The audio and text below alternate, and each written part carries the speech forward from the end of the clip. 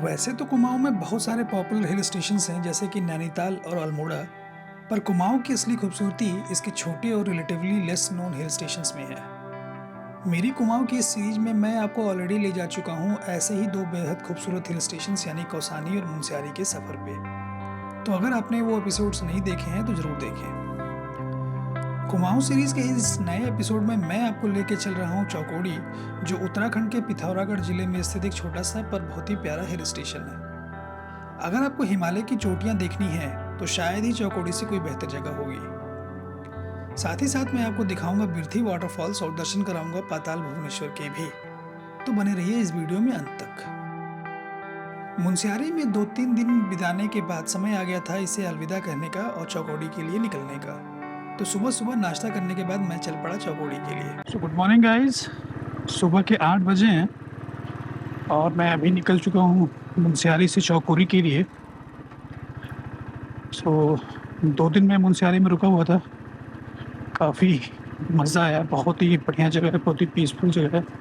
कल रात को मौसम बहुत ख़राब हो गया था, कल रात को नीचे मुनस्यारी में तो काफ़ी बारिश हुई है, पर ऊपर ये देखिए यहाँ पे बर्फ़ पड़ी है रात को। और ये देखिएगा इस सामने से views, this is what you get when you come to Munsiyari. अगर आप प्लान कर रहे हैं कुमाऊं तो डेफिनेटली मुनस्यारी आइए। बेसिकली पिथौरागढ़ डिस्ट्रिक्ट बहुत सुंदर है, थोड़ा डीप है अंदर लेकिन बहुत ही सुंदर है। ऐसे रास्तों में मुझे बहुत डर लगता है क्योंकि बहुत ही स्लिपरी होता है और बाइक चलाना तो इन पर बहुत ही मुश्किल काम है। और ये गाइस हम आ गए बाल्टी बैंड और ये खलिया द्वार जो आप देख रहे हैं, यहीं से खलिया टॉप का ट्रैक भी स्टार्ट होता है। बर्फ गिरी हुई है यहाँ पे पूरा, रोड के किनारे जितनी भी बर्फ है उससे कोई फर्क नहीं पड़ता है, बट सड़क पर नहीं होनी चाहिए। चौकोड़ी के रास्ते में मेरा पहला स्टॉप था बिरथी वाटरफॉल। बिरथी वाटरफॉल मुनस्यारी जाने के रास्ते में ही मुनस्यारी से करीब 25 किलोमीटर पहले पड़ता है। कौसानी से मुनस्यारी जाते वक्त लेट हो जाने की वजह से मैंने इसे स्किप कर दिया था और डिसाइड किया था कि वापस आते वक्त देखूंगा।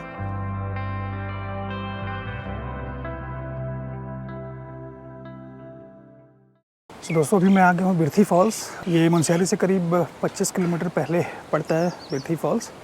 और ये आप पीछे शायद देख पा रहे होंगे झरना। यहाँ पे एक ब्रिज है और इस ब्रिज के बगल से ही रास्ता जाता है। ये रास्ता जो होटल के ओनर थे उनसे पूछा था मैंने, तो उन्होंने बोला कि 5 मिनट का रास्ता है, तो लेट्स गो।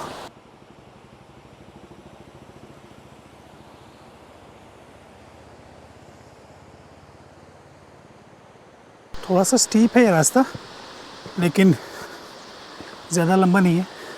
ये है सामने बिरथी फॉल्स। बिरथी वाटरफॉल एक कैस्केडिंग वाटरफॉल है जो करीब 125 मीटर की ऊंचाई से गिरता है। सड़क से बस 5 मिनट की दूरी पे स्थित ये वाटरफॉल बिल्कुल ही शांत सी जगह पे है जहाँ बिल्कुल भी भीड़ भाड़ नहीं है। इनफैक्ट जब मैं यहाँ पहुँचा तो यहाँ मेरे अलावा और कोई भी नहीं था। वाटरफॉल्स की सबसे बड़ी खूबसूरती इनके रॉ नेचर में होती है। ऐसा लगता है जैसे धरती का सीना चीर करके ये जलधारा जल्दी से जल्दी नीचे घाटी में नदी से मिलने जाने को आती है। खैर इस वाटरफॉल के ठीक सामने बैठकर इसे निहारना अपने आप में मेडिटेशन से कम नहीं है। तो बिरथी वाटरफॉल पे करीब 1 घंटा बिताने के बाद मैं निकल पड़ा चौकोड़ी की तरफ। चौकोड़ी मुनस्यारी से करीब 100 किलोमीटर दूर है और इस दूरी को तय करने में करीब 3 से 4 घंटे लगते हैं। अच्छा याद है आपको, मैंने मुनस्यारी वाले एपिसोड में बताया था कि बागेश्वर से मुनस्यारी जाने के 2 रास्ते हैं। एक रास्ता है कपकोट होकर के और दूसरा है ये वाला रास्ता जो चौकोड़ी होके जाता है। और टिपिकल कुमाऊं स्टाइल में ये रास्ता भी वैसे ही काफ़ी शांत और खूबसूरत है। गाइस हम आ गए हैं उटियारी बैंड और यहीं से चौकोड़ी ऊपर है शायद और पाताल भुवनेश्वर का रास्ता नीचे चला जाता है। 1 मिनट पूछना पड़ेगा। ये चौकोड़ी जाने के लिए ऊपर, चौकोड़ी जाने के लिए ये वाला रास्ता ना।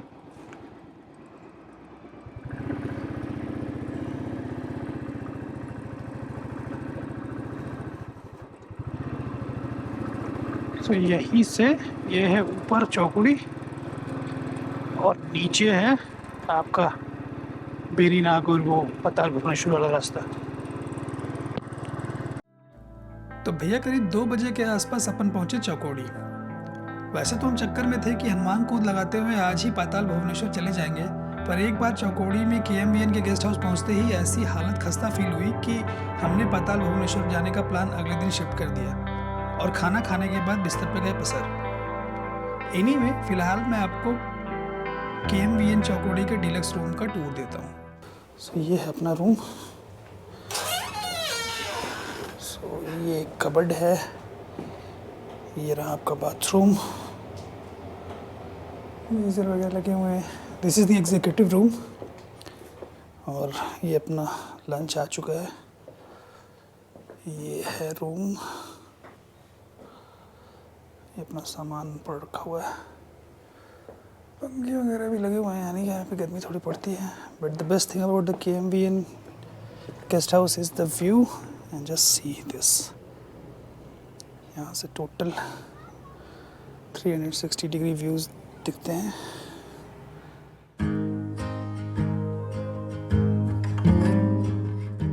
चौकोड़ी की खूबसूरती की मुख्य वजह है यहाँ से दिखाई देने वाली हिमालय की ऊंची ऊंची चोटियाँ, हरे भरे जंगल और यहाँ के टी एंड फ्रूट गार्डन्स हैं। चौकोड़ी का नाम चौकोड़ी इस जगह की यूनिक शेप की वजह से पड़ा है। देखा जाए तो ये जगह एक चौकोर बोल शेप्ड एरिया में बसी हुई है, जिसकी वजह से इसे चौकोड़ी कहा जाता है। जैसा कि मैंने आपको पहले भी बताया था, KMVN या GMVN के गेस्ट हाउसेस से व्यू सबसे खूबसूरत दिखता है और चौकोड़ी में भी ऐसा ही है।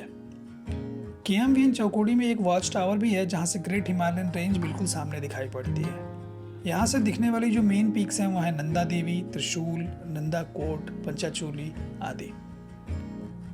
तो प्लान के मुताबिक अगले दिन मुझे निकलना था पाताल भुवनेश्वर होते हुए मुक्तेश्वर के लिए। खैर वो अलग बात है कि हेरा फेरी वाले बाबू भैया की तरफ मेरा भी प्लान थोड़ा चेंज हो गया। खैर उसके बारे में मैं बताता हूँ बाद में। पर सुबह मेरे निकलने से पहले मुझे उत्तराखंड के लोकल ट्रेडिशन फुलहारी को एक्सपीरियंस करने का मौका मिला।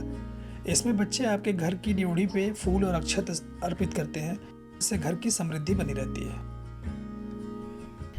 मैं उत्तराखंड में ही छूँ, लेकिन मैं दिल्ली रहूँ। फूल हाथ में लिवेर फूल देखी करते हुए दिखी, बहुत भल लगा।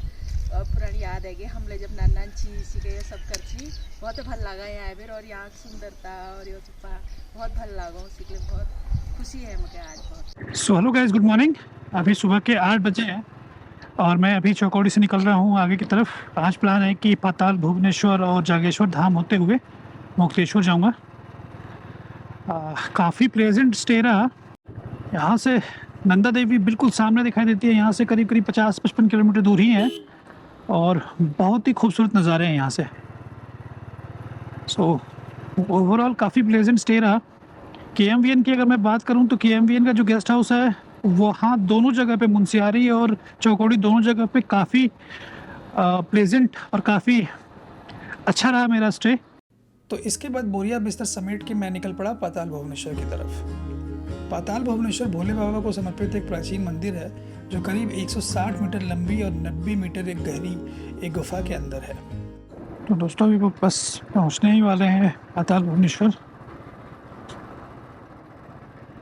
2-3 किलोमीटर और है। रास्ता काफ़ी वाइंडिंग और सीनिक है।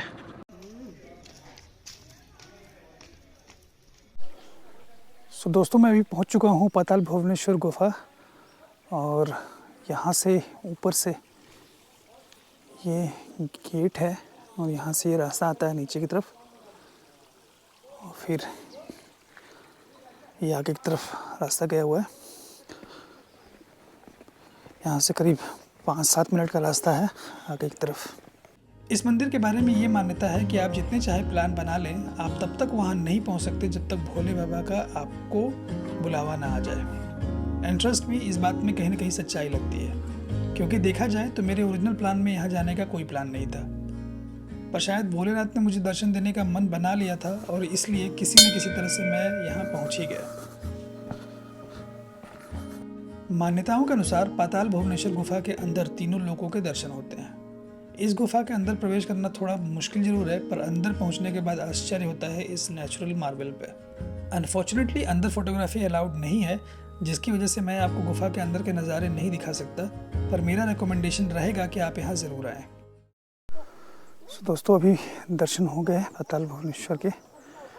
बहुत ही अलग एक्सपीरियंस था, बहुत ही अलग आध्यात्मिक एक्सपीरियंस था। नीचे गुफा जो है वो काफ़ी लंबी है। वैसे तो नीचे वीडियोग्राफी मना है, फ़ोन वगैरह जमा कर देना पड़ता है, इसलिए कुछ भी शूट नहीं कर पाए। पर मैं हाईली रिकमेंड कर सकता हूँ कि आप यहाँ पे ज़रूर आएँ और एक बार दर्शन करें। तो जैसा मैंने पहले बताया था, मेरा प्लान था आज मुक्तेश्वर रुकने का, पर पता नहीं क्यों पाताल भुवनेश्वर विजिट करने के बाद I started to feel terribly homesick. तो बाबू भैया की तरफ प्रोग्राम चेंज करते हुए मैंने डिसाइड किया कि मुक्तेश्वर में रुकने के बजाय अब मैं सीधा नोएडा के लिए निकलूँगा। इसका मतलब था कि it would be a very long ride of around 12 hours और मैं रात तक घर पहुँचूँगा।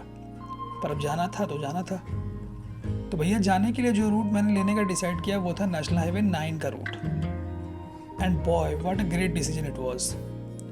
पाताल भुवनेश्वर से ये रास्ता गंगोली हाट होते हुए घाट में आकर के नेशनल हाईवे 9 में मिल जाता है और उसके बाद उत्तराखंड के ईस्टर्न मोस्ट पार्ट से गुजरता है। ये रास्ता हैंड्स डाउन भारत के सबसे खूबसूरत माउंटेन रोड्स में से एक है।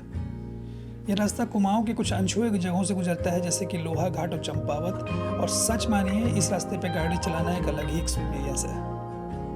पहाड़ी इलाके को तो छोड़िए, जब ये हाईवे टनकपुर के बाद तराई के जंगलों से होता हुआ प्लेन्स में उतरता है तो क्या ही सीनिक दिखाई पड़ता है। Trust me, you need to drive on this road to believe me. इसी रास्ते पर चलते हुए मैं करीब रात के 12 बजे नोएडा पहुंचा। तो दोस्तों इस एपिसोड में बस इतना ही। मिलते हैं किसी और सफ़र में किसी और डगर पे। तब तक के लिए take care. See you in the next one. Thank you.